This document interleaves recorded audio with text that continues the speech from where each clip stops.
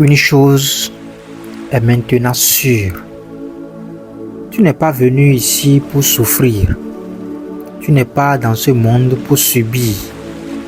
Tu es sur cette terre pour évoluer, pour activer pleinement tout le potentiel que la création a mis en toi. Dans l'histoire de l'évolution de l'être humain, telle qu'elle est retracée par les scientifiques, nous sommes le résultat d'une très longue évolution. Une évolution qui a duré plusieurs millions d'années. De la mémoire des scientifiques, notre ancêtre est apparu sur le continent africain il y a 5 millions d'années en arrière. Tu es le résultat de millions d'années d'évolution. Nous sommes les résultats. Tout être humain que tu rencontres est le résultat de millions d'années d'évolution. Qu'il soit paresseux, qu'il soit orgueilleux, qu'il ait la convoitise, qu'il soit plein de colère, qu'il aime la luxure, qu'il soit gourmand, qu'il soit égoïste ou malveillant. Il est le résultat de la chaîne d'ADN qui se sont succédées au fil des millions d'années. Comment se fait-il que cette évolution n'ait pas abouti à des êtres humains plus évolués qu'on aimerait qu'ils soient? Des êtres humains diligents, humbles, sobres ou altruistes, doués d'intelligence, certes, mais surtout d'amour, de bienveillance, de justice, de paix intérieure et extérieure. Quel est le mystère? Qu'est-ce qui coince? Quel chemin l'être humain a-t-il parcouru pour arriver au point où nous en sommes aujourd'hui? Que s'est-il passé au fil du temps? Pendant des millions d'années, l'humanité a évolué de manière collective. C'était une évolution des groupes. Les caractéristiques du genre humain se sont modifiées indépendamment de la volonté de ces individus. De l'australopithèque qu'il était, l'être humain n'a rien fait de spécial pour évoluer en Homo habilis, en Homo erectus, en Homo neanderthalensis, en Homo sapiens. C'était une évolution collective sur plusieurs millions d'années. Puis, voici le secret. À un moment donné, la conscience a surgi en l'homme en tant qu'individu. L'homme a pris conscience de son potentiel, de ses capacités. Son évolution a cessé d'être collective. Son individualité a commencé à primer. Son existence est maintenant de sa propre responsabilité. L'évolution de l'humanité en tant que groupe s'est arrêtée. L'évolution se fait maintenant par les individualités. La naissance de la connaissance en l'être humain a réveillé la dualité en lui. Il a hérité de la lutte permanente des deux pôles opposés, la conscience et l'ego. Il a acquis la connaissance, mais il cherche maintenant comment vivre heureux. Il cherche comment retrouver l'innocence qu'il a perdue tout en conservant son état de conscience. Cette dualité est maintenant le processus qui permet l'évolution de l'être humain en tant qu'individu. Comment apprécier le bonheur lorsqu'on ne connaît pas la souffrance? L'être humain fait face à des possibilités. Lui seul peut choisir d'aller vers le positif ou le négatif. Rappelle-toi, tout être humain que tu rencontres est le résultat de millions d'années d'évolution.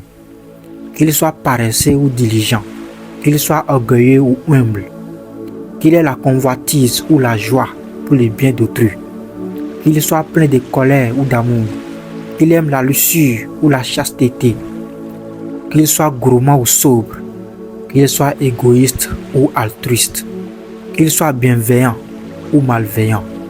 Il est le résultat de millions d'années d'évolution. Il est le résultat des chaînes d'ADN qui se sont succédées au fil des millions d'années. La lutte entre le bien et le mal est maintenant dans les choix que chacun fait. L'évolution n'est plus collective, elle est individuelle. Le salut est personnel. Tu ne peux pas revenir au stade de l'enfant qui est dans l'innocence à cause de l'ignorance. C'est une innocence par la chair. Tu peux en tant qu'adulte accéder à l'innocence par le biais de la connaissance. C'est une innocence qui naît de la conscience. Cette innocence est celle de ton salut, celle de ton Éden, celle de ton paradis. C'est cela le secret de la nouvelle naissance dont a parlé le Christ Jésus. C'est cela le secret de l'illumination dont a parlé le Bouddha Shakyamuni. C'est le secret que transmet Krishna à son ami Arjuna en l'enseignant sur un champ de bataille. La vie est un combat de tous les instants. Pour qu'une force agisse, pour qu'une énergie circule, il faut les deux pôles. La connaissance est dotée de deux pôles. D'un côté, le pôle positif, la conscience. De l'autre côté, le pôle négatif, l'ego. La conscience porte en elle les fruits sucrés comme l'amour, la compassion, la bienveillance, la gratitude, le bonheur. L'ego en lui porte les fruits amers comme l'orgueil, l'arrogance, la domination, la jalousie, la possession, la souffrance. Tu peux décider de faire éclore la divinité en toi ou te laisser dominer par l'ego, les démons qui sommeillent en toi. La connaissance engendre le libre arbitre. Tu peux commencer à renaître de nouveau en écoutant des messages, des enseignements qui vont éclairer et clarifier ta manière de penser. Tes pensées claires vont générer des émotions plus positives. Ces émotions positives vont te faire expérimenter des actions plus sages. Tu vibreras dans les plus hautes sphères de la conscience. Tu peux renaître de nouveau par la méditation, par l'introspection, par la rétrospection, par la respiration consciente, par la prière. Ces pratiques vont extirper de ton être tout ce qui le parasite. C'est la plus belle expérience que l'homme puisse faire dans cette vie. Une fois que la conscience éveillée est là, les maux produits par l'ego disparaissent.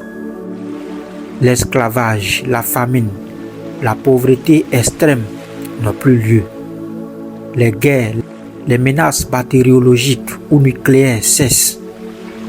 Alors la conscience éveillée se sert à bon escient de toutes les avancées de la science. L'intelligence artificielle devient un fantastique outil au service de la santé, la technologie ou l'astrophysique. Il n'y a plus de mauvaises mains pour s'en servir à des fins criminelles ou à la désinformation. Même le génie génétique qui peut transformer le code de la vie devient un instrument pour guérir les maladies de l'ADN, pour repousser le vieillissement, pour prolonger la vie, pour rapprocher l'homme de l'immortalité. L'ego n'a plus de place pour créer des monstres, des humanoïdes. La promesse de faire de l'homme un Dieu se matérialise alors peu à peu.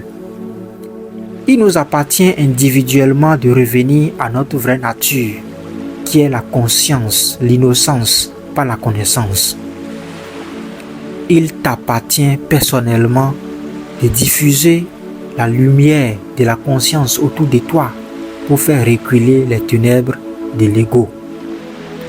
Comme le phénix, chacun de nous peut renaître de ses cendres. Que l'énergie qui renouvelle le monde chaque jour soit la source de ta conscience. tu peux maintenant partager ce message et t'abonner à notre chaîne. Ton ami Émile Aidé.